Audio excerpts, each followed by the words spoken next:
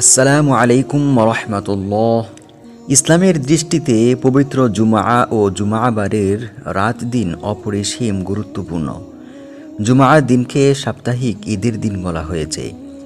জুমআর গুরুত্ব আল্লাহ তাআলার কাছে এত বেশি যে কুরআনুল কারিমে জুমআ নামে একটি স্বতন্ত্র সূরা নাজিল করা হয়েছে। জুমআর এই বিশেষ দিনে বিশেষ কিছু আমল রয়েছে যা আদায় করলে অগণিত নেকি অর্জন করা যায়। যেমন রাসূল করিম সাল্লাল্লাহু আলাইহি ওয়াসাল্লাম ইরশাদ করেন, তোমরা জুমআর দিনে আমার উপর বেশি বেশি দুরূদ পাঠ করো, কেননা তোমাদের পাঠকৃত দুরূদ আমার সামনে পেশ করা হয়।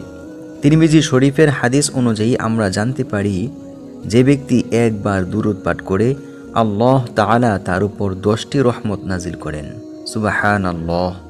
সুতরাং জুমআর দিন অন্যান্য আমলের সাথে সাথে বেশি বেশি দুরূদ পাঠ করতে হবে।